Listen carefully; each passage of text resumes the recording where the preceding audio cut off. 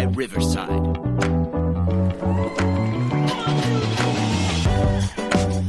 Hello and welcome Anchor.fm/4th-and-1. I am your host, Micaiah.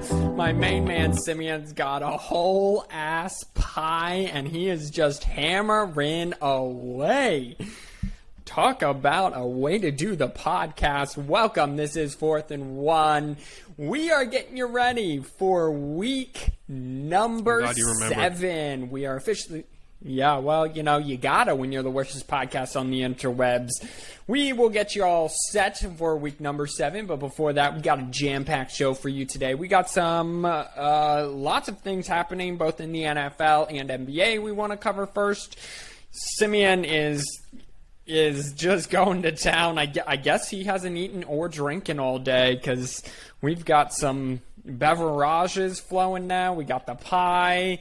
Anyway, last weekend was a great weekend filled with awesome games and major upsets in the world of college sports. I am still red hot, ladies and gentlemen, with my picks. I went 3-2 if you don't count the lock. If you count the lock, I went 3-3 as UConn is still winless on the year. However, I am a roasty 20 for 12 on the year with my picks. Simeon, did your lock of the week hit last week? What did my lock of the week end up being? Oh, yes. Your lock of the week was Penn State and Iowa, and you took the under, and you did not make that. Because they gave it 40 points, right? I think it was 43. And it ended up being 60 roughly. I'm remembering like 58 or something like that. Total? No, it was 43 total. It was 20-23. Yeah, and the under was 42, so I missed it by a couple points, is what you're saying.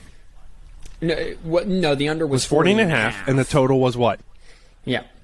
43. So this is another Arizona State situation where I just lost it barely.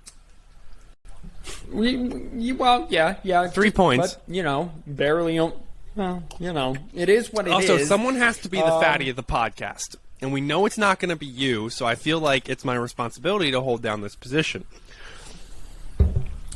As you're just eating and I haven't eaten this entire pie by myself. Just for the record, I'm not that much of a fatty, but I am the fatty of the podcast. All right. Well, between the two of us, I guess you are a fatty. All right, ladies and gentlemen, let's get this show on the road, unless if you want to cover anything before we dive in here. No, I want to cover my face in this peanut butter pie, if you know what I'm saying. All right. Let's just hit the button. Where did literally all of my buttons moved around? Excellent. Ooh, everyone, we got music this week. This is the Checkdown. This is brought to you by you, the fans. Thank you so much for listening. Anchor.fm/4th-and-1. Instagram, we are now on. Go give us a follow at 4th-and-1 podcast. Go give us a follow. Some great content we post on there weekly and sometimes daily. NBA players will no longer be tested for weed. They used to be tested, and then... You're good. Keep going. And now... NBA players used to be tested for weed, but now... And just not punished if they tested positive, much like the NFL now. But now NFL players won't be tested at all. This is a continuation from last season, and this will be the new thing going forward. 18, speaking of NBA players, 18 former players defrauded the NBA health care plan for upwards of $4 million. All 18 were arrested and charged. Some of them were big-time players, including Terrence Williams, who was a high first-round draft pick back in 2009, I believe. And there was some others, including Glenn Davis and Tony Allen, members of the championship 2008 Boston Celtics team. So some big names are on that list. We will keep you updated as things go along. Ben Simmons finally decided that he got tired of the 76ers taking away his money, and so he decided to report to training camp and preseason, so they stopped taking away all his money. The team, though, says that they are still actively trying to find a trade partner for Ben Simmons. However, the trade market for him is quite low, to say the least. The Boston Red Sox are the first MLB team to advance to an ALC or the LCS, the League Championship Series, as they defeat the top-seeded Rays in 4 games, 6-5 last night, with a walk-off sac fly by Kike Hernandez, who is currently the hottest hitter on the planet. At one point, he had 9 straight hits in the series. Kyrie Irving, kind of jumping back to basketball, really should have put this in there. Kyrie Irving will no longer allowed to participate in the Nets, either games or practices, until he can fully participate. Currently, Kyrie Irving is not allowed to be indoors in New York because of the mandated COVID protocol. He is currently not vaccinated. However, he did show up to practice earlier this week, makes people think he at least had 1 dose of the vaccine. So we will keep you posted there. So he would not be eligible to return to the Nets. The Nets are not allowing him to return until he can fully participate, which would mean he would have to be fully vaccinated, which takes about a month. And finally, John Gruden, the head coach of the Las Vegas Raiders, resigned last night. This is in the wake of emails uncovered by the league. And if you can cut the music here, Simeon, thanks.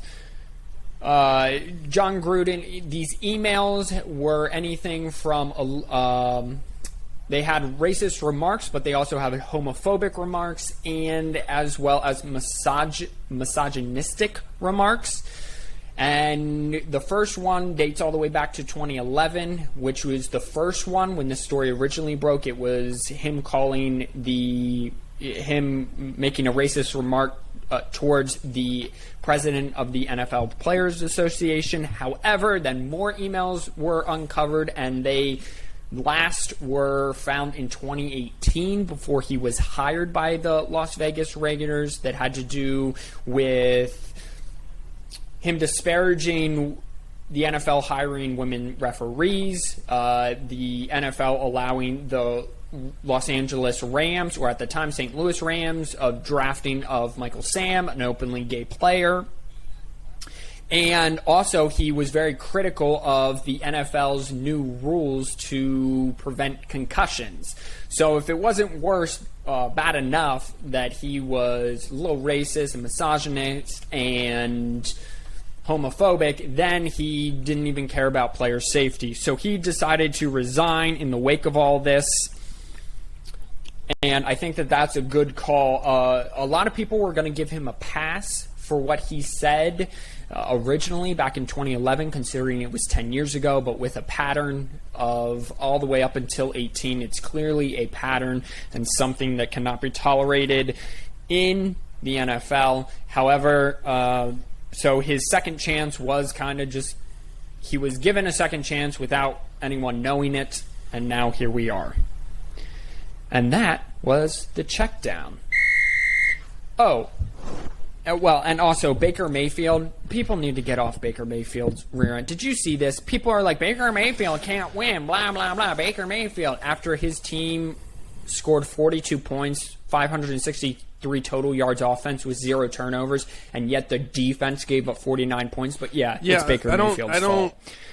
I think it actually goes to show the opposite on how well he did, because he came back after a really crappy week and was able to put up 42 against a pretty good high-powered offense in the Chargers. So I thought it spoke volumes, actually, his performance yesterday, that I think he's gonna become legit. I think it speaks more that the Browns did a Browns thing and lost by 7 to the, when they have the best team that they've had ever. They did exactly what the Browns do, and they shouldn't have. Well, they didn't throw the ball. Baker Mayfield was efficient on Sunday. Again, no turnovers, over 70% completion percentage. He didn't turn the ball over, and yet they didn't run the ball at all in the fourth quarter. They didn't throw the ball at all in the fourth quarter. They just ran it. While the running game was effective, the Chargers just kind of loaded up. But Baker Mayfield was on point on Sunday, but yet he's not dynamic enough to win NFL games and win you a championship. You have to have someone like Justin Herbert. Justin Herbert doesn't help. Justin Herbert is a great quarterback, and he's the MVP of the league right now. But you're going to go get someone else or not sign him to a extension, Baker Mayfield, because he completes 70% with 0 turnovers and over 300 yards passing, and yet your defense gives up 49 points. And Bart Scott's like, Baker Mayfield's not dynamic, blah, blah, blah. Hey, Bart Scott, an ex-linebacker for the New York Jets. I got a question for you. How do you feel being the UConn of the pro football? Yeah, how do you feel representing the side of the ball that is constantly the UConn of football? That's mean to UConn because UConn has women's basketball, so there is a history of success in the organization. Yeah, that is true. Yeah, yes, yeah. But no, it's Baker Mayfield's fault. It's not the Browns' defense for giving up 49 points. Oh my God, I just don't understand why I have to constantly defend a Heisman Trophy winning first overall draft pick who turned around the worst franchise in sports. Baker Mayfield was not Cleveland's first high drafted quarterback, okay? They had 15 plus chances, including another Heisman Trophy winner. Who they draft? That was the other Heisman. Wasn't he Heisman? Oh, yeah. Mm-hmm. Yep. I mean, Johnny. Well, that's a whole nother thing. But they had Brady Quinn. They had Tim. They had everybody on that squad, and no one. But yeah, it's Baker Mayfield's fault that the defense gave up 49 points. Absolutely, the Browns' defense has been underachieving. Like we've covered this last year. The defenses in general have been underachieving this year. Across the board, we don't know what that is for, but it's the case, and it is what it is. But that's a little stupid. I think when you look at fantasy numbers, it kind of goes to show you when he has. So I have both Odell and Baker, and when he had almost the same amount of points as Patrick Mahomes, and Odell had 2 points. What does that show you? Yeah. You have a great wide receiver. Don't get me wrong. It's not like Odell has been, that year that he made that amazing catch, Odell, where he was on fire. But, it still goes to show you what's the issue with when I can basically an anytime touchdown Nick Chubb at 150, and I get it every single time. What does that tell you? It tells you that they're running the ball, and it tells you their defense sucks. Yeah. Yeah, well, and people are like, well, he has Odell Beckham and he's not pushing the ball down the field. Who cares? He put up 42 points. Well, you should win literally, teams were 462-0. They were unbeaten when they had 40-plus points, over 500 yards total offense, and 0 turnovers. And the Browns screwed that up. Speaking of teams that are... Speaking of no defense. I was going to go to speaking to teams that were undefeated with the stat that blew that undefeated mark this season. This weekend. Yeah, go ahead. Was Alabama. 100 and 0. Literally 100% against. Well, no, they were in their last 100 games. They had not lost. They had won 100 straight games to an unranked this is what I was thinking. I was thinking of they won 100 straight game in their last 100. They are 100-0 against unranked teams, and in the last 42, well, it was 43, but was 42. Nick Saban was 42-0 against former assistants.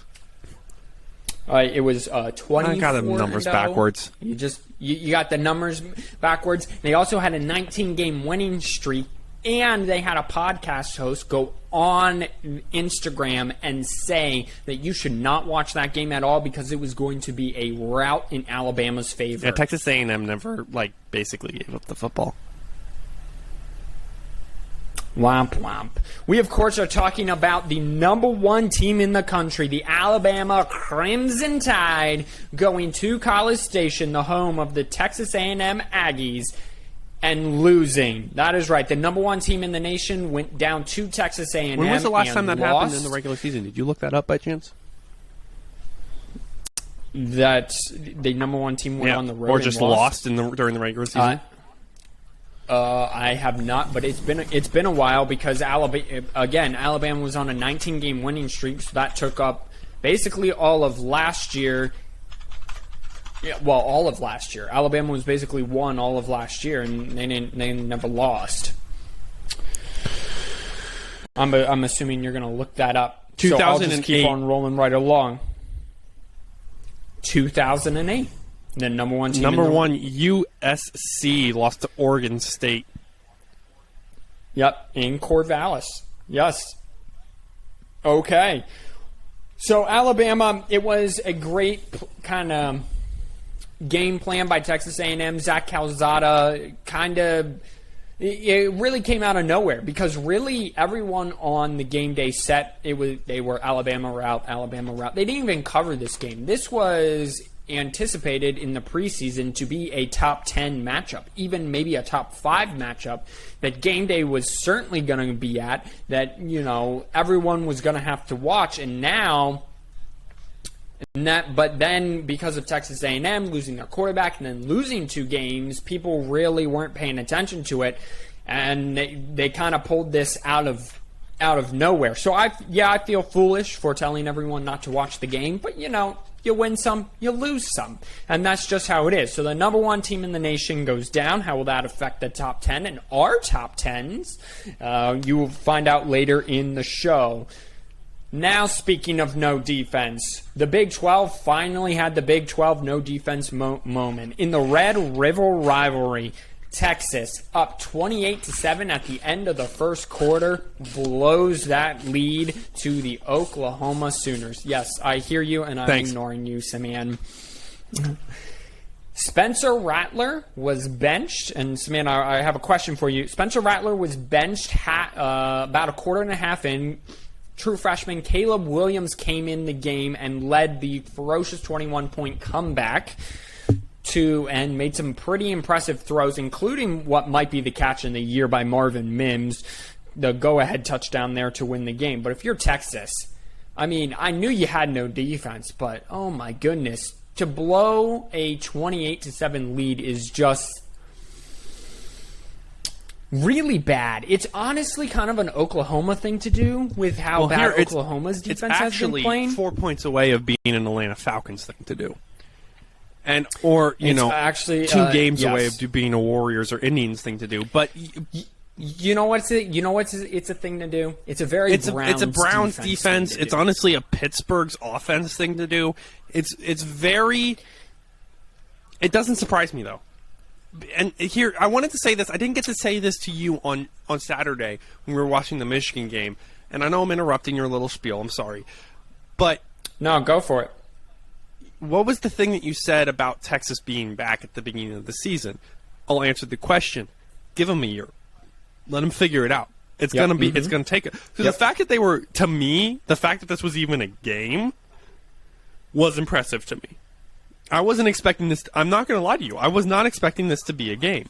When you allow 20, I want to say it was 23 points. I think it was less. It was maybe only 20 to the Raging Cajuns, to the University of Louisiana. When you allow that many points, I forget who they lost to. When you lose to Arkansas, as Arkansas goes on their tear, the fact that you went into the Cotton Bowl, neutral ground, which it is neutral ground when you play that rivalry game, and I'm not going to say it because I always stroke out halfway through it. It's good on Texas.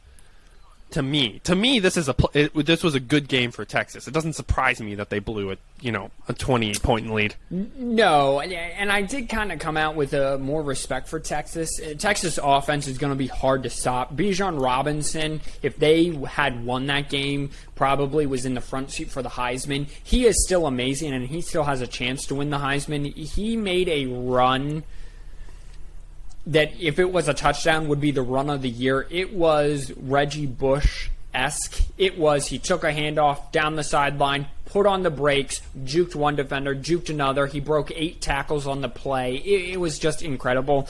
So keep an eye on Bijan Robinson. Before we move on, Simeon, Spencer Rattler, I'm of the belief that you start Caleb Williams this week, but if things kind of don't go well kind of right off the bat for Caleb Williams, you kind of got to go back to Spencer Rattler. But this could be the end of Spencer Rattler in Oklahoma, because he can leave for the NFL draft or he can transfer somewhere else. But I also like Caleb Williams because he is a dual threat. He kind of helps that running game out, and you saw that with Kennedy Brooks going for over 200 yards in the game once, and they had no rushing yards up until Caleb Williams came in, because you have to respect the edge for him to pull it, for Caleb to pull it out and take it around the If edge. I'm Spencer Rattler, I can't do what Lincoln Riley wants me to do. I haven't been banging that bell all season. I've been saying, hey, he's not as hot bleep as everybody thinks that he is. They don't have another Jalen Hurts. They don't have another Baker Mayfield. They don't have another Kyler Murray here. Watch out when they hit a QB slump all of a sudden. And then they run into Texas. He throws, 2 picks? No, it was one interception that wasn't his fault. It was the tight end's fault. But he did have a fumble that was he underperformed in a way that isn't just a bad game. Well, yeah, and it was eerily similar, because last year it was the exact same thing. It was interception, fumble. He got benched for 2 quarters. Then Tanner Mordecai, the SMU quarterback, who SMU Mustangs are 6-0, came in for a quarter and a half. Then after halftime, Spencer came back in, and then Spencer kind of went on that run for Oklahoma and kind of led them to that Big 12 title. So it was weird, because the seasons for Spencer Rattler have started almost exactly the same. I'm interested. If I'm Spencer Rattler, if I want to play at the next level, which most of these guys do, okay? There's a guy who plays for the Colts, a wideout, who's went to a D2 school, which football program doesn't even exist anymore. So I just say that as most of these guys want to play next level. I'm probably transferring next year. I have to transfer next year. I'm not going to win the job back if I can't get it back this. I don't think he's starting this week. I still don't think he's good. I always want people to succeed. I don't hate the guy. Don't get me wrong. I just didn't think he was as hot as what he is. If he was... Who does Oklahoma have this week? I should have had that up. I'm sorry.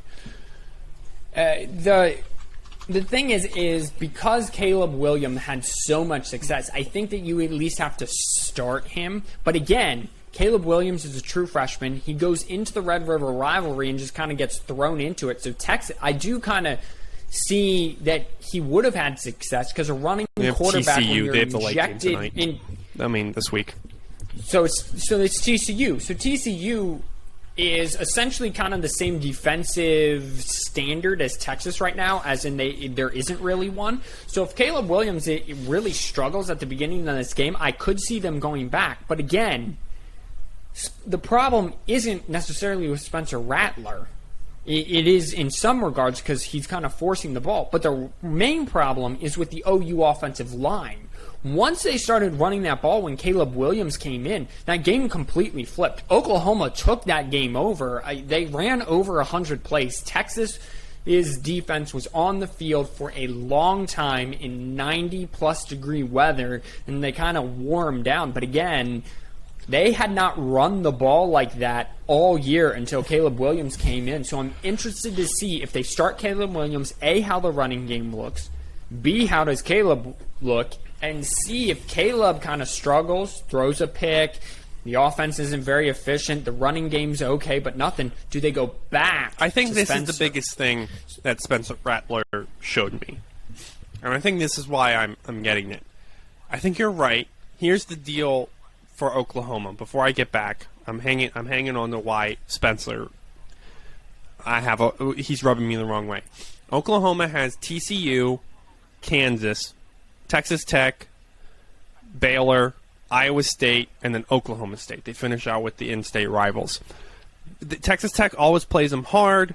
Iowa State always plays them hard. They should be, in theory, they shouldn't have any problems until Iowa State. So if he does, and Riley did say, right. I saw it in an article 4 hours ago, he said he's not naming anybody yet, so we don't know who he's naming.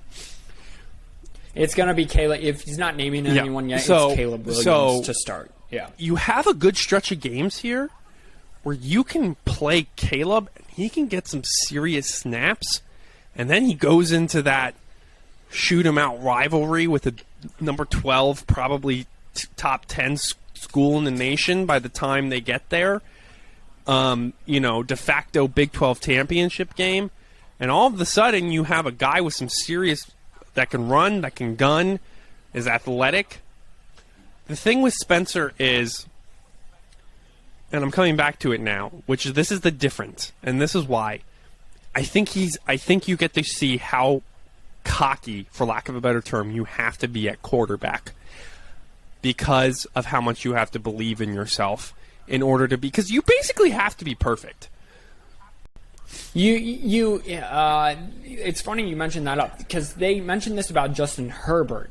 You have to have a quiet mind. Well, no, it's called like a quiet, like ignorance about yourself. Ignorance is the wrong word, but it has to be. You have to know that, yeah, I can fit this ball. Yeah, I can burn you and on a 40-yard dime pass down the sideline. Or I can take this little, but I'm also okay taking this little 5-yard out on 3rd and 5 and picking up the first down.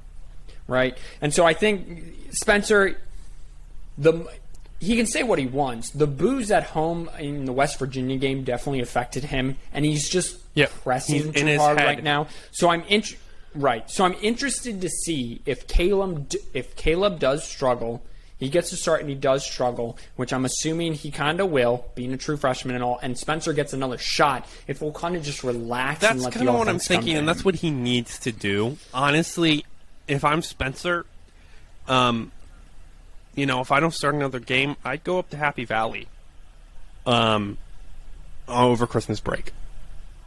I'm headed up to Penn State. I'm switching camp because I think he'd be a good fit in Penn. I think he'd be a good fit for Penn State as a quarterback there in their system, the way they like to run. I think it takes a lot less off the quarterback. He can use his legs a little bit more. Well, you don't even. I mean, honestly, yeah, you can go to Happy Valley. You could go to Iowa. You can Michigan, go just a couple things up. Yeah, you can go.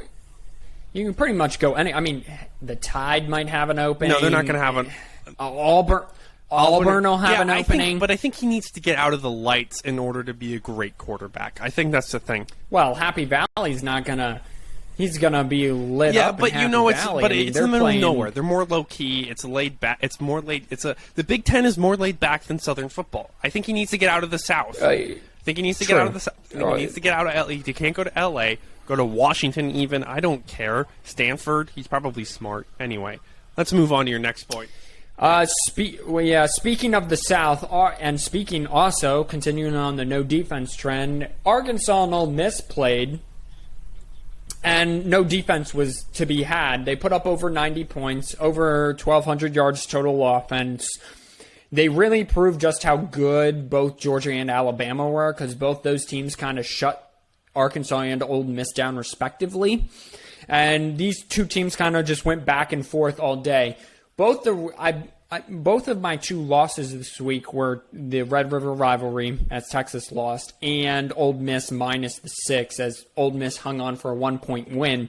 But it was one of those weeks where I felt like I went 5-0 because the games were so great. I just felt really good about the games. Like, you didn't care that you lost. And that's what I'm all here for with college football. Lane Kiffin after the game, and I wish we kind of could get this clip for you, but I'll tell you what they did. The reporter asked him after the game, because Arkansas scored the game-winning or the game-tying touchdown and then went for 2 instead of kicking the field goal. So they went for the win and not overtime, basically. Arkansas didn't get it, so Ole Miss won the game because that was with no time left. The reporter asked Lane Kiffin after the game, in a game filled with very little stops, what can you say about your defense as they got the final stop of the game? And he said, and I quote, "Well, we really didn't stop them. They just went for 2, and they just didn't get it. So I'll take what I can get." That is a very, very Nick Saban thing to do. And if you're a USC fan, or if you're an Ole Miss fan not wanting Lane Kiffin to possibly leave to go back to USC, that quote right there shows me that Lane Kiffin has grown up.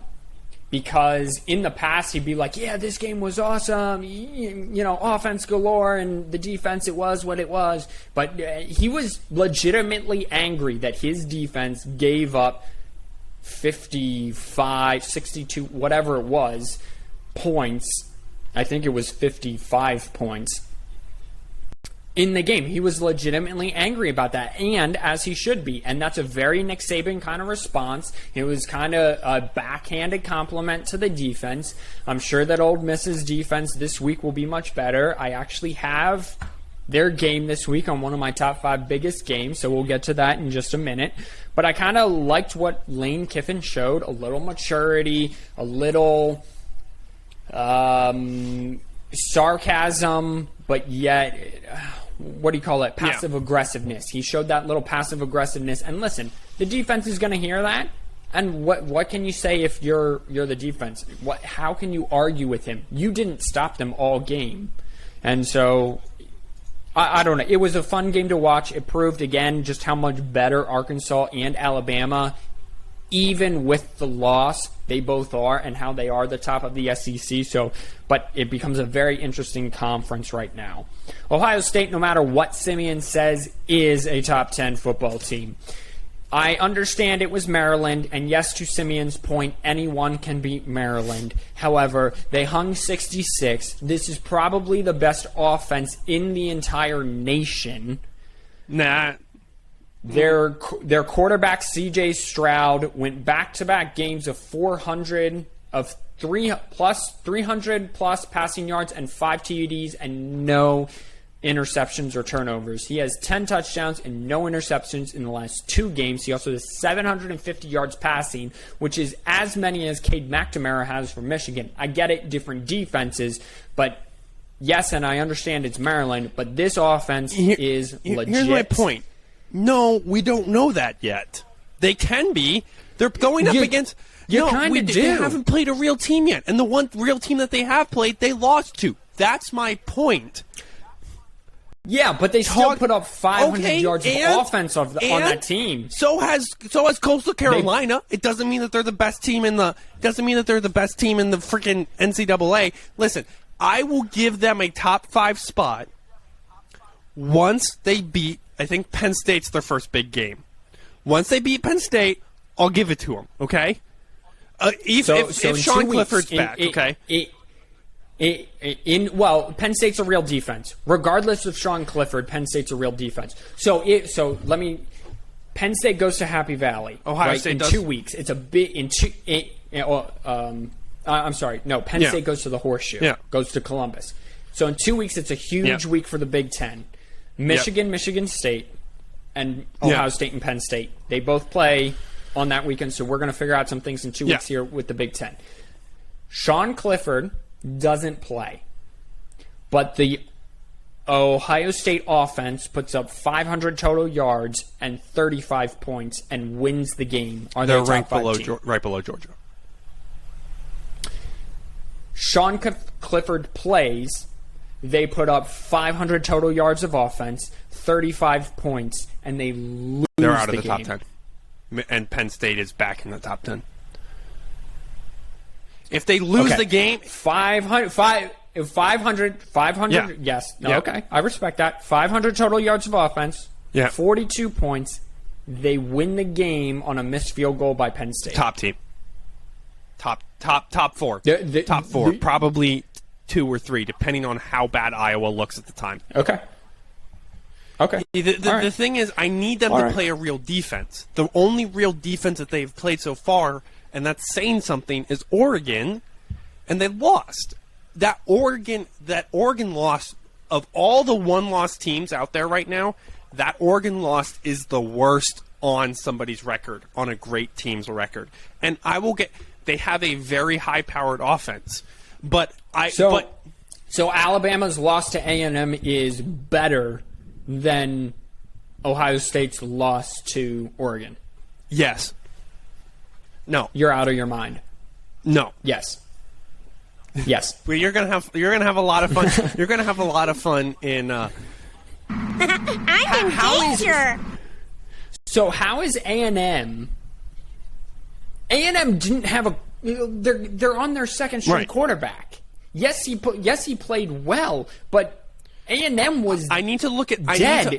I was doing research when you decided to bring up my one hot take of the season, besides SMU winning the American, is the fact that Ohio State isn't a top 10 team yet. And for that fact, I don't know who. I forget the cupcakes that Alabama played. I don't know the cupcakes that Ohio State played. I have to look at their first 3 games. The problem is Ohio State hasn't played anybody in the Big Ten, but Alabama's first game was against Miami. They've also played SEC teams. All right. Wait. Time out. Let's just put a pause in this. You click on your computer. Okay. You do the research. Okay. We'll get back to this. Let me talk about Iowa and Penn State since we're kind of in that bracket anyway. So the Iowa-Penn State game was lived up to the hype. It was great. It was a victory for Iowa. However, Iowa's defense is amazing. Yes, their secondary just has basically wide receivers just playing secondary, except they're all cornerbacks and safeties. They're amazing. They have ball skills of the receivers. They know the routes before that they're coming, and then they run them basically for the receiver. Okay. However, they're not dynamic at all on offense. Until Sean Clifford went out of that game at the end of the second quarter, I believe. It was 17-3 when Sean Clifford went out. Yeah. Penn State was dominating that game. 110%. They were going to walk all over Iowa. I don't care what anyone says. Iowa is not the second best team in the nation because they are not dynamic at all on offense. Their defense is fantastic. Their secondary is fantastic. But Penn State in their first 2 drives went zoop, zoop, zoop right down the field on them and put up 14 points. Then on their fifth drive of the game at the end of the break, they were going zoop, zoop, zoop right down the field. A Sean Clifford injury derailed that. They kicked a field goal. They up 17-3 at halftime, and then he wasn't able to return, and they their defense wasn't able to hold as you would imagine because their offense was just the Nittany Lions offense behind their backup quarterback was not good. Penn State, I believe, looks like currently with Sean Clifford, if healthy, looks like the best team in the Big Ten. Well, I should say this. They look like the most complete team. I am with Simeon I need to see Ohio State really play a good defense, like a legit defense, and Penn State will be the first. I'm hoping Sean Clifford can play in that game because I think that Penn State offensively, defensively is the most complete team because they got some playmakers on offense. They're fast, they're physical on defense, they're athletic on defense. If Sean Clifford doesn't turn the ball over, he did have 2 interceptions in that Iowa game against that secondary before he went out, and it was 17-3. They are a playoff championship. They are a national championship contender, 100%, absolutely. Simeon, you need more time? Or can I keep going? I'm good. Here's the issue. This is what we run into. Iowa, technically, if I'm ranking them right now, just let me check out Tulsa's record right now. Yeah, they've played 2 cupcakes. Iowa State has played Tulsa and Akron. Okay. Michigan, Alabama has played. Oh, never mind. I missed University of Southern Miss. They played 2 cupcakes as well. But we look. we look at a win over Ole Miss, ranked, a win over Florida, ranked, and a win over Miami, ranked. That's three of their 5. Yeah, Miami shouldn't have been. Miami shouldn't be ranked right now. Week 1 ranking. Miami isn't ranked. Were they ranked?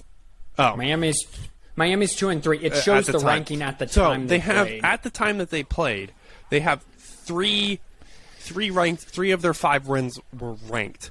So, okay, I'll give you 2 out of the 5 because I'm not counting Miami because Miami should not have been. Let's good. look. Anyway, Rutgers, Maryland, and Minnesota. Those are the other games that those are the other games that Ohio State played of theirs.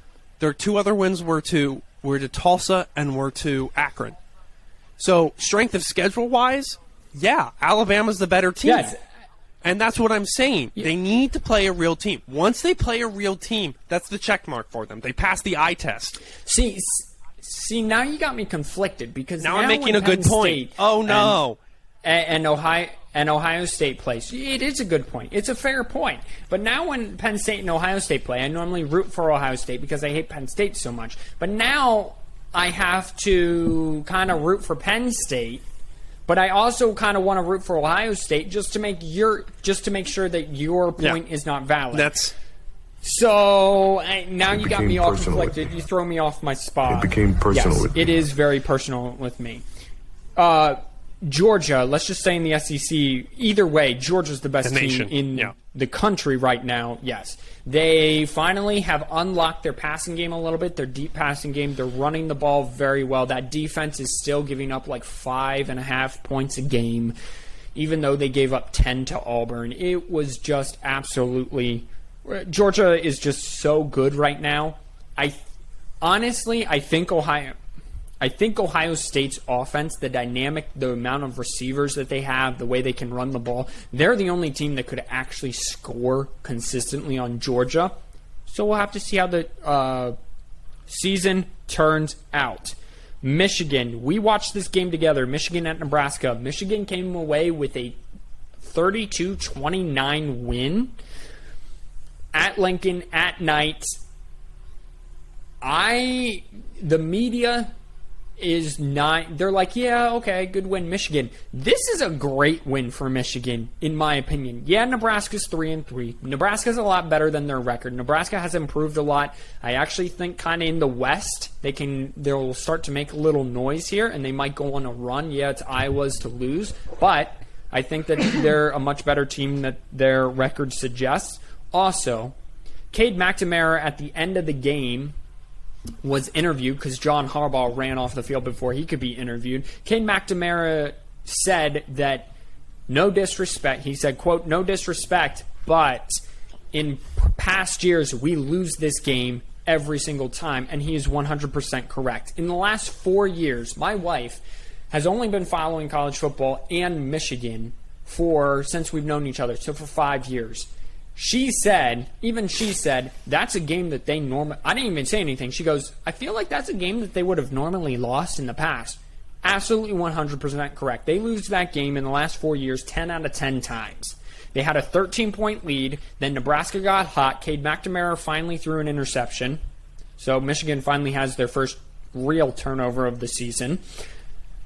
They came back. Besides that interception, Michigan's offense really wasn't stopped in the second half. I went back and watched it. They just had to kick a bunch of field goals, and Nebraska got touchdowns. They lost the lead. They came back, got the lead, then lost it again, and then tied the game, and then forced the game-ending turnover to kick the game-winning field goal. I was very impressed. I thought it was a ginormous step forward. I thought it showed a lot of swag that this team have that we kind of talked about last week. What were your thoughts on the game? This is how I want to put it. Michigan is playing as Michigan should play. They've won every game that they should have won. They've played every drive the way that it needs to be played, or close to. They're at 60%. Like you said, normally Michigan, interception, momentum swings the other way. Past 4 years, it's just been downhill. This time they came back out. They got to stop. They came back out.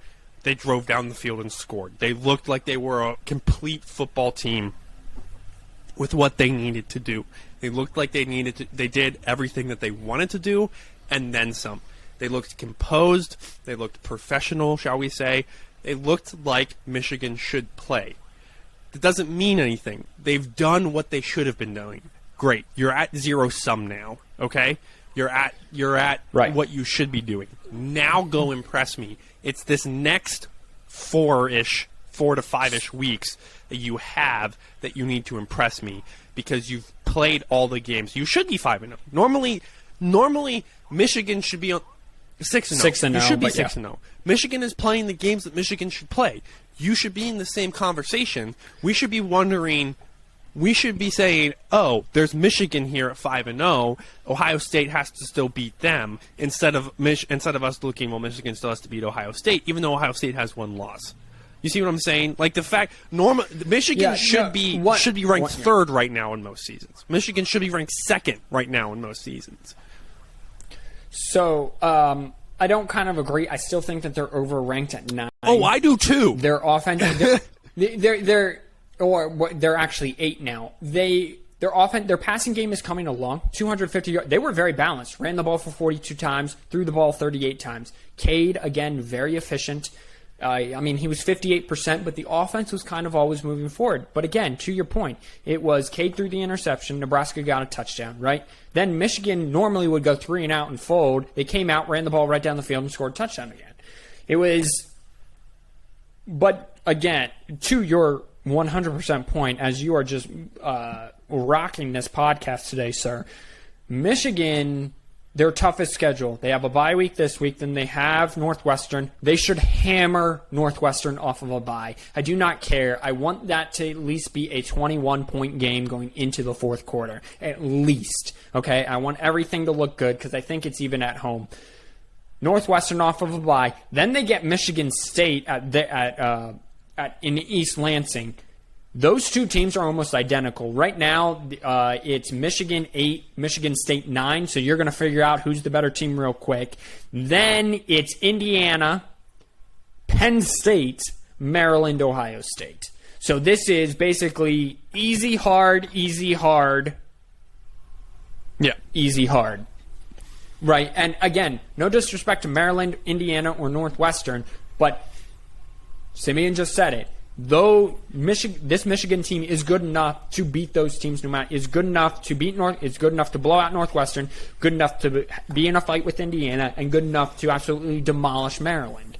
They're just good enough to do that. The question is, Penn State at Happy Valley, probably at night in a whiteout, at home in Columbus against the best offense in the nation, and at East Lansing against a team that is literally exactly like you, that will punch you in the mouth, run the football, and throw the football, and play great complementary defense. So Michigan and Ohio State, they got a lot to prove.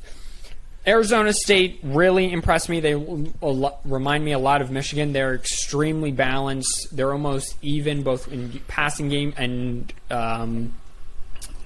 their rushing game. They beat up on Stanford. They were actually my first win of the week on Friday night. They were extremely good. Their only 1 loss was to BYU when they outgained and out-time of possession them, but turned the ball over 4 times. Speaking of BYU's playoff hopes went out the window on Saturday when they blew a 10-point lead at halftime to Boise State. They out-time a possession Boise State. They outgained Boise State, but yet they still lost. That because they had 3 turnovers. So again, turnovers are the big key. One thing Michigan's not doing this year. Kentucky absolutely annihilated the Tigers from Baton Rouge. Ed Orgeron, how hot is his seat? Right. It's ridiculously hot. 2 years off of a national championship and what some people were considering the greatest offense ever until the next year where Alabama ripped through everyone. Kentucky, are they for real though? Because they should have lost the Florida game. They were monstrally outgained, but they had a field goal return for a touchdown, and the game was kind of messy. Then LSU. So are they for real? Because their offense is They actually have a Penn State transfer at quarterback, Will Levis. He's kind of spinning the rock nice. So Kentucky gets a big test this week in Georgia, and that is one of my 5 games that we'll go over. So I also have LSU labels themselves DBU, right? DB Defensive Back University, and I have DBU stock. I thought that was a good joke. And then UMass won the battle for last. Well, actually, UConn won the battle for last technically, but UMass won the game. So UConn is now 0-7. UMass has a win. They celebrated like they just won the national championship, did UMass. Fans rushed the field. It was kind of awkward, but ESPN, man, they were all over it. They were. Yeah, you weren't the only person who was. Yeah, we're covering that game, which I was kind of surprised about, but it also kind of touched my heart that I know college football so well that I covered that game. UConn this week facing an Ivy League school in Yale, and they are underdogs. Yale is or UConn is?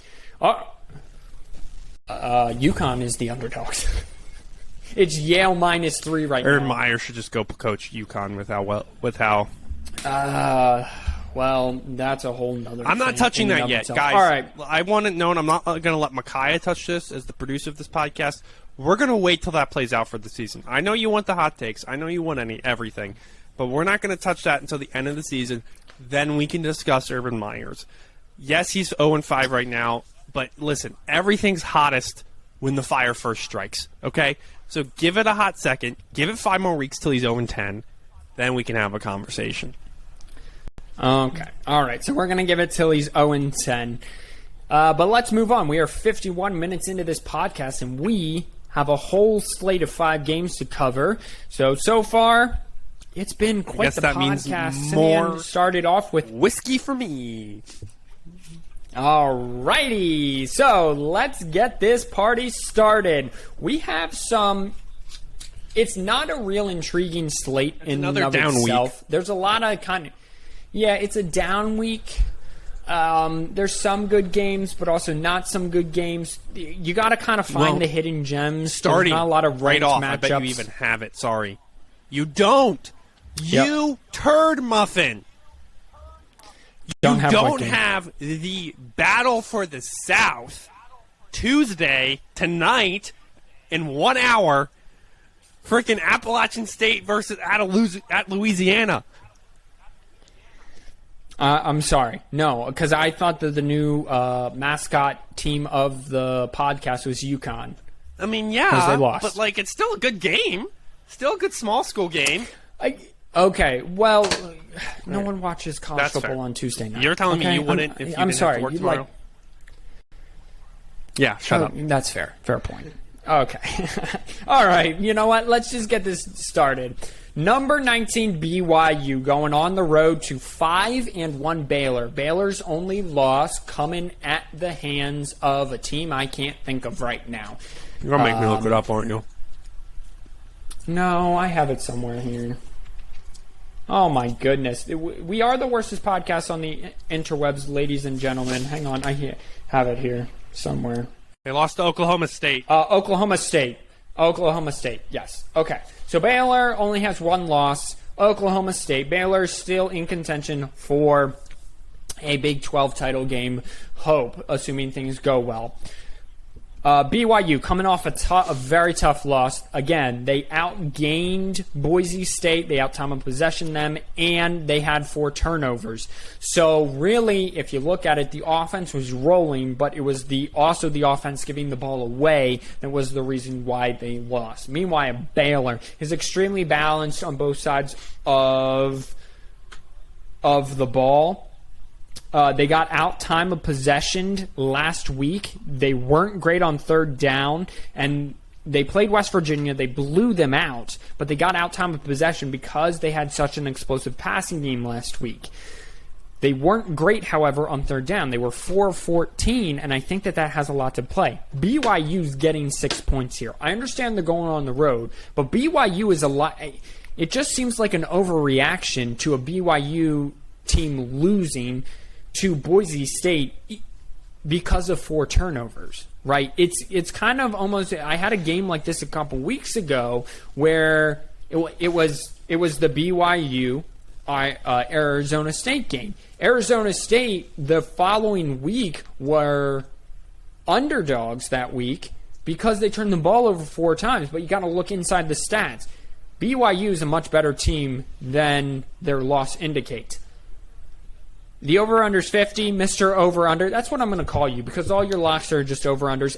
All of your bets are over-unders. So, Mr. Over-Under, are you touching 50? Am I touching 50? No. Okay, so you're not touching the over-under. By the way, all of these betting things I'm giving to you, we are recording on Tuesday this week because I'm flying to Florida, so we are not able to record on Thursday. So if the number, either way, you take BYU plus the points. That's what I'm going to say. Right now it's sitting at 6. You take BYU plus 6. I really like that. Yes, Baylor's good, but BYU isn't going to give up the explosive passing that West Virginia did to Baylor. They weren't great on third down, Baylor, which means that they really, all their offense came from explosive passing, and they got out time of possession by West Virginia. But they are balanced. It should be a good game, but it's BYU plus the points no matter what. And if it goes the other way and it starts 7 or 8, you definitely hammer that right away. So, at the time of this recording, it's BYU plus 6. You take that, and you just take BYU anyway. Alrighty? Moving on. Another very intriguing game. Both teams here 4-1. Both coming off a bye. They are basically identical teams. I'm coining the term for this, the coin flip game or the identical team game. Okay? It is number 22 NC State going on the road to Boston College. Both teams coming off a bye. Over-unders 51.5. Take the under. I'll let Okay, you take the under 51.5. NC State is an extremely good rushing defense. If you look at the offensive and defensive stats, there's a reason I'm calling this the identical team game, because these teams are almost identical in both their stats. The only difference between them is that NC State beat Clemson and Boston College did not. So it's NC State -3 going on the road to BC. Again, both coming off a bye. This, honestly, you could just flip a coin. I just like Jeff Hafley. I like Jeff Hafley more, and that's Boston College. You take Boston College plus the 3. I was just about to ask that. I was thinking also Boston College plus the 3. Is this his first season? Second. Okay. He was there last year. This is very unlike Boston. This is Boston College under Matt Ryan, with Matt Ryan. Yes. They're 4-1, ladies and gentlemen. That is huge. Yep. Mm-hmm. Their only loss was a heartbreaker to Clemson where they fumbled the ball on 4th and goal. Like they were going in and the ball was snapped over the quarterback's head. That's the only reason they lost that game. To Clemson. Again, Clemson is not what it was, but still. Clemson's a Talk about some more football Spencer team. Rattler. NC State's only loss was to West Virginia, I believe. What a early team. in the season. West Virginia's an enigma. So they are. So I like Boston College. You take Boston College plus the points. This won't swing more than, even if Boston College is on Friday when you're listening to this, it becomes betting's going to make this even is what's going to happen. It's basically going to turn out to be even. So you just take Boston College. Okay, so we have BYU plus the points and whatever. You take BYU anyway, and you take Boston College. However, again, flip a coin and figure it out. Oh, and Simeon says take the under. No. Alrighty. Oh, yeah, I do. Sorry. The fireworks game, that's what I'm coining this next game, is number 13 Ole Miss coming off an impressive offensive explosion. 4-1 Ole Miss going to Knoxville, Tennessee to take on the suddenly awoken Tennessee offense under Josh Harpool. They are 4-2 at the time. Ole Miss is -3. Yeah. Simeon. Both of the over-under, both of these teams can score, we know. Tennessee put up 48 this past week and 64 the week before. Over under 79. What the heck? Wait, what is this game? I'm sorry. Glad you were paying attention. Old Miss in Tennessee. Oh my gosh. 79.5? That's going to be the high, easiest. right? Are you sure? Oh, it was, again, this is Tuesday. And yesterday, it's 81 it was and a 79 half and a now. half. Yeah. What? Hammer that under. You hammer that under. I guess you're both putting up basically 40 points a game. There's no way you are getting to 81 points. Yeah, especially after a week where, again, I covered it. Here's why. Oh, Lane Kiffin criticizes the defense on national television, is passive-aggressive towards the defense. There's no way that he's going to allow a Tennessee team to score another 40 points if he puts up 40 points. Yeah, well, here's the thing, okay? Let's look at last five, just real quick. I'm sorry. Tennessee, 41 points in a loss, 56 points in a win, 34 points in a loss, 56 points in a win, 14 in a loss, 62 points to Mizzou in a win, 45 points to South Carolina in a win. And they haven't had a game, the Rebels haven't had a game. But against the Rebels haven't had a game under 40 in the past 5 games. Well, except Alabama. Where it was 21. Sorry, I was looking at Alabama's score. I'm sorry, I hate how they do that. So Tennessee really only puts up points against basically bad teams. Again, they're going to put up 25. They're going to put up 25, 30. No, I think the over-under is like 65. 63. It's like a 25, 35. Yeah, you and I are on the same page. And that's 60, not 65. Okay. Anyway, Ole Miss is only getting 3 points math here because it's in Knoxville at night, and they just gave up a bunch of points. I'd like to take this chance to apologize. This is about me doing math. To absolutely nobody. The double champ does what the he wants. I can't. I get on a roll, and then you just throw some shit in there that you just can't come back from. Sorry, Mom. You take Ole Miss. Right now they're -3. I would say if it gets any higher than 5 or 6, you might want to look elsewhere. You might just want to bet the under. But if on Friday when you're listening to this, it's -3 or -4, you take Ole Miss. If it gets in the 5 or 6 range, I would look somewhere else because I do think that this is a close game. However, I don't think it's 80-plus points good. And we'll find out. All right, the game of, noontime hour is the number 12 Oklahoma State Cowboys going to Texas. How impressed was everyone with Texas's loss to Oklahoma? Well, I'll tell you. Texas is favored by 5.5 points. Okay? Oklahoma State is a very balanced. They're a very good defense. However, are they good enough? They haven't really played an explosive offense like Texas. Sanders, their quarterback, has 5 touchdowns and 4 interceptions, so he kind of turns the ball over a little bit. Texas, very balanced. They're coming off a loss. They're going to be angry. It's another Alabama assistant coach that knows how to coach defense and knows how to be passive aggressive and be angry at his defense, but still get them to perform and still coach them up. They have the what would have been the Heisman frontrunner as Bijan Robinson. He's going to get the ball and carry it a load. So, can Oklahoma State's defense stop Bijan Robinson? Because you have to win the ball. You have to run the ball to win football games. You have to win the ball to run football games. So can Oklahoma State do that? I don't think so. Texas's defense is going to be better, at least a little bit. Oklahoma State, I still just haven't seen it offensively. If you look at their past 5 games, they've played okay teams, and they've put up only like 31, 24 points. Again, they're kind of in that Michigan State class offensively where it's defense with complementary ball. When you get into elite offense, that's when I'll start paying attention to you. Texas is 5.5 point favorites. The over-under 61, first of all, what do you think about that? Both teams can play defense. You take the under on this one. I think this is going to be like a 45. Texas can't, though.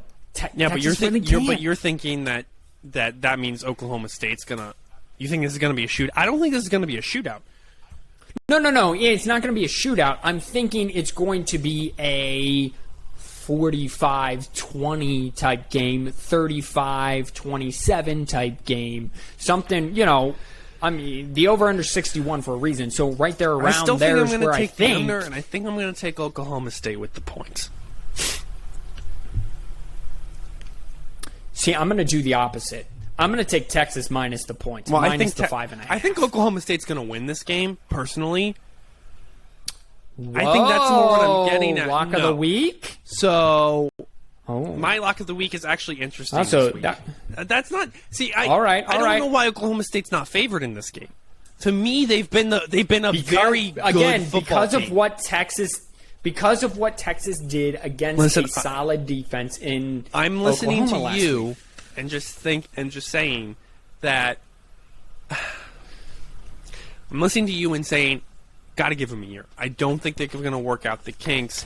Now, granted, they're in Austin, so yes, that's why I think. So I could be very much wrong, which is why it's not my lock of the week. So you could either take. Here's the thing. Texas, if it gets much higher than Texas minus 6, again, if this is Friday, this is Tuesday at time of recording, you can't stress that enough. If it gets much higher than 6, you either take the under, because I'm with Simeon, or you take Oklahoma State plus the points. If it gets to be 6 and 7 and 8. If it's 4, 4.5, 5, 5.5, you take Texas, in my opinion. Either way, you take Texas to win the game. So I'm telling you to take Texas minus 5.5 as it stands right now. If it gets much bigger than that, you take Oklahoma State. All right. Just so that all my bases are covered, I will still, however, I will count it in my record as going down as Texas 5.5 at 5.5. So just so everyone knows. All right. And then the game that probably really isn't a game, Kentucky at number 11 Kentucky, unbeaten, at number 1 Georgia, the best team in the country. Kentucky's getting 23.5 points. Simeon, and the over-under is 44.5. Ponder that just for a second. Both very good defensive teams. Georgia, can you still have explosive passing on a good Kentucky defense? And all Georgia really has to do is just keep being them. Great defense. You're going to pound the rock. You're going to use your tight ends. You're going to be explosive down the field. Can Stetson Bennett continue to do that as he did with Auburn? I think so. Kentucky, can they run the ball against the Georgia defense that just is not allowing people to run the ball right now? Can they have explosive passing with Will Levis and what they have on the outside? And again, as I mentioned before, Kentucky has a great defense. So this 23.5 number is because Georgia routed Arkansas by 37. Now they beat Auburn by 24. So last week it was 18.5, and I told you to take Georgia minus points. So that hit. So this is, people are going to think it's a 24-point game. Over-under is 45.5. That is a low number. I think I'm actually taking the over on that one. But I do. I think you take the under. I don't think Kentucky is good enough offensively to put up, because you're looking at, like, you need 10 points. Georgia's going to probably score about 35 points. And I think Kentucky's going to score 14. And so is one way or another, one of the teams is getting garbage time, a garbage time touchdown. If it's Georgia going from 28 to 35, awesome. If it's Kentucky going from 7 or 10 to 14 or 17, then LSU did put up 28 points on them. I mean, yeah, this is one of those 42, things. But I don't know if it's for Kentucky, if it's just been okay. Finish your thing, and then I want to talk about this game for a hot second because it goes into our next. Goes into our next thing.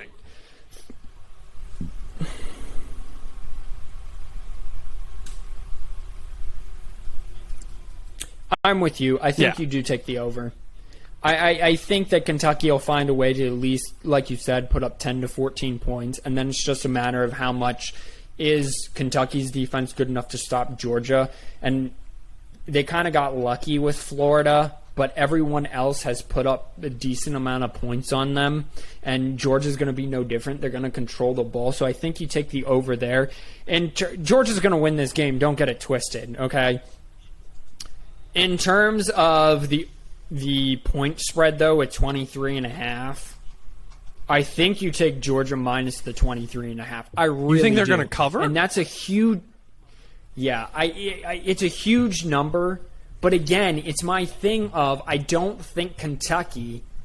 I think Kentucky gets max 14 points and then gives up 42 or 35. Where is this game? Right? So that would be 28. No, it's at UGA. Right? Oh, dear Lord. Right. So I think it's Georgia minus the 23.5. I could be wrong. So whatever you want to do, people. If it gets much more, let me finish this. If it gets much more than 20, if it goes above 24, I think you take Kentucky plus the points. I really do. But if it stays right around that 22, 23 range, you take Georgia minus the points because I think this is a 35-14 game, and that's a 28-point swing right there. Okay, so here's the thing. This is the only way. I'm about to describe you the only scenario where Kentucky can do something, and then we're going to get into Micaiah laughing at Simeon. All right. Kentucky, either Georgia gets arrogant or Kentucky wins the coin toss, and they give it to Kentucky first. Kentucky goes down the field, scores a touchdown. Okay, an opening drive touchdown. Yeah, where all the plays are scripted. Yep. Mm-hmm. Then I'm with you. They come out on defense and get a stop, and then score again. I don't care if that's a 3 or 7. That is the only way that Kentucky is winning this game. They need that momentum go, and they could blow that 14-point lead. They need to stick with the momentum. That's the thing. So I'm gonna make another podcast prediction like I did last week on Instagram. I really don't think people need to watch this game because I think it's a Georgia rout. It's just whether or not they cover the points. I described to you the only scenario where this is an upset. Which, for the record, I kind of want to happen. Because it would be such a Georgia thing. Yeah, I mean, we love chaos. We want 2007 to happen, and we're halfway there, and we just need top teams to keep losing. Okay, so, just to recap, and then we will get to our top 10s. You take BYU plus the points. You take Boston College to win, either outright or plus the points. You take Ole Miss minus 3 or to win outright, whatever you want. And we both suggest you take the under in that situation. Oklahoma State. Simeon says you take Oklahoma. I say, by the way, who's winning this game? Oklahoma State or Texas? I think Oklahoma State is. Okay, so I think Texas is going to. I think Texas wins outright. So if you just want to pick an outright winner, pick Texas. Fine. But you take Texas minus 5.5. If it gets much more than 6 or 7, or if it gets into 6 and 7, you take Oklahoma State, though. You also take the under for this game. And then Georgia and Kentucky, you take the over 44.5, and you take Georgia minus 23.5 as of right now. If it gets much more than 25, you look at, I think you take Kentucky there. So just so that we're clear and we're not twisted, that are my top 5 biggest games of the week, which, kind of suck a little bit, but it is what it is. Okay, top 10. For the record, also, just in case people think that I suck, before we get into top 10, 2 things. One's my lock of the week. Yep. Well, the other is I am 54-25 in pick'em for the NFL. Put me in the 96.5 percentile. So I am doing okay in other places, and I won. Well, then you should have taken your lock of the week from there. You got to win some of these people money. Okay. So do you want to do your lock of the week because it's now? Interesting, because I think we're going to end up arguing about my top 10. Okay, sure. You take number 18 Arizona to win. Right now they're even to win. Just outright. Arizona State? Arizona State to win against Utah. They're the line's even right now. Yep. They're even right now? Yeah. You jump all over that. He is 100% right. That's okay. I did a lock of the week too, just because I have fun with it. My lock of the week was Washington is favored to incoming UCLA. I understand UCLA hasn't been playing like the beginning of the season. This week too. Well, they broke it last week, so I'm not understanding. I mean, maybe Vegas knows something we both don't know. Lock of the week, absolutely. What Simeon just said. You hammer Arizona State. I like yours too. At Utah, and you take UCLA at Washington. And I'm feeling better about our lock of the weeks that haven't been so hot over my 5 picks. Let me just tell you that. Okay. So, lock of the week, Simeon's lock of the week. Oh wait, I actually have a sound for that. If you give me 2 seconds. There you go, lock it. All right. All right, excellent. So Arizona State, and then my lock of the week is UCLA. Okay, so the current top 10. I also did a top 10. I would like to go over just because some people tune in for actual top 10 and not ridiculous takes. So the current AP top 10 is Georgia, Iowa, Cincinnati, Oklahoma, Alabama, Ohio State, Penn State, Michigan, Oregon, and Michigan State. So of note, there are 1, 2, 3, 4, 5 Big Ten teams in the top 10, which is ridiculous.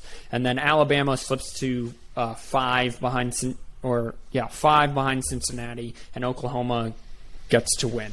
So Simeon, your top 10, the ridiculous top 10 is. Well, I want to hear yours first because we're going to end up arguing about. Okay. All right. So my top 10 is Georgia, obviously at number 1. Iowa, fine. You can move up to number 2. I don't have Penn State moving at all from last week at number 3 because the only reason they lost that game is because Sean Clifford went out. It was going to be a Penn State rout or Penn State win by 14 points if Sean Clifford stayed in that game. I have Cincinnati at 4. I, unlike you, think Ohio State's one of the best teams in the country. Have Ohio State at 5. I put Bama at 6 because their defense hasn't looked all that solid in now 3 games, in their top 3 games. Oklahoma, I have them sliding because, well, Oklahoma should have lost the game. Michigan State, put it on Rutgers. Oklahoma State, just because they didn't lose. I have Michigan entering the top 10. I did my top 12 here. I have Coastal Carolina at 11 and Kentucky at 12. Okay. So that is my top 10. I thought it was very interesting that I kept Penn State at 3, but again, the AP poll doesn't take into consideration that their quarterback went out and they were winning the game by 14 points when he went out. So I think anyway, I had Ohio State at like 13 or something like that last week. I think I'm going to put them at 10. Okay. That's a game we're going backwards. That's a game time decision. Okay, I'm going to write this down. Because also, no, I'm not going backwards. I keep UGA at 1. That's a lock. Okay. So number 1 is UGA and Georgia. I keep Iowa at 2. Okay. I switch Cincinnati and Oklahoma. I really don't.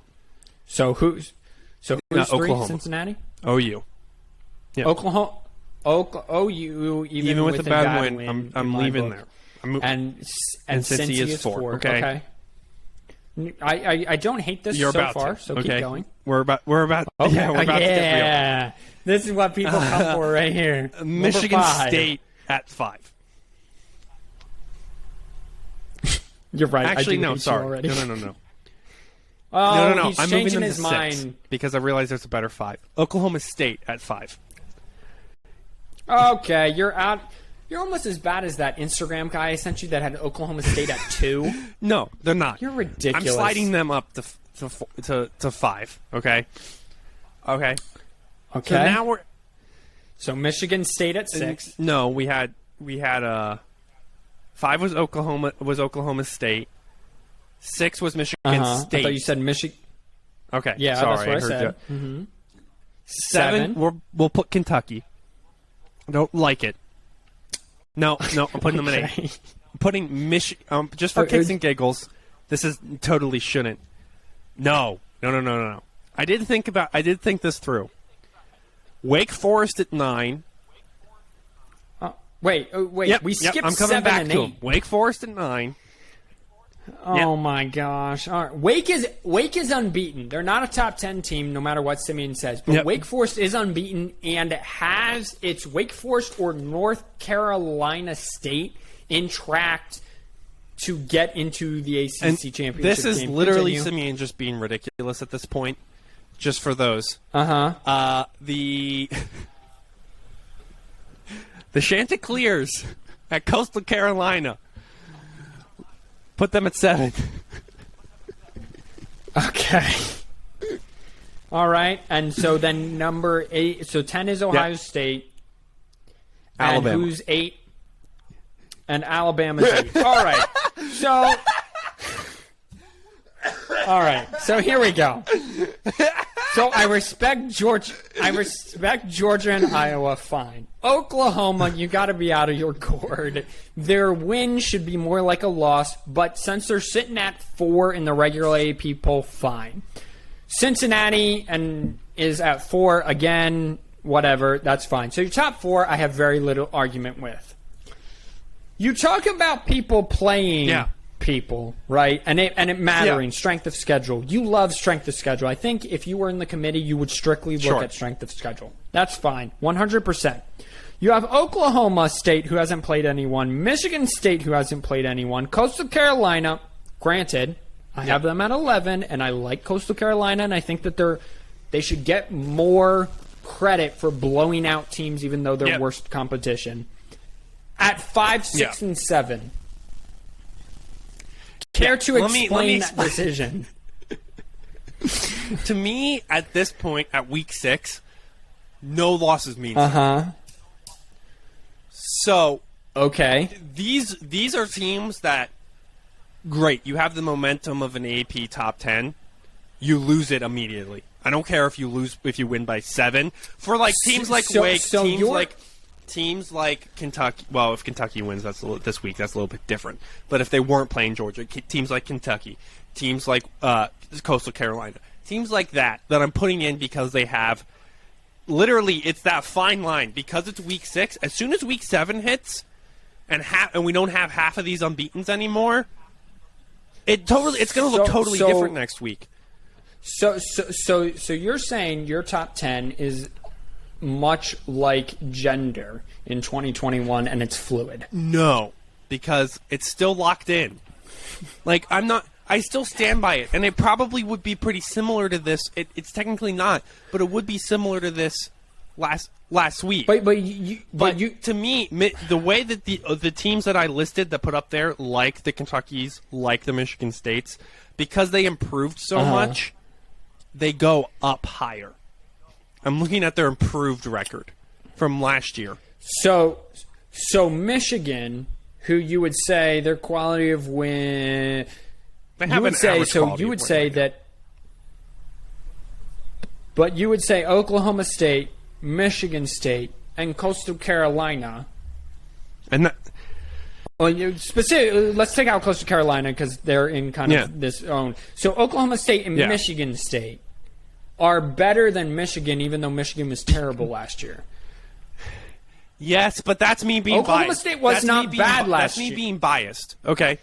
Because okay, yeah. All right. So technically, if we're going off of my own rules, you're 100% right. Michigan should be like 5 or 6.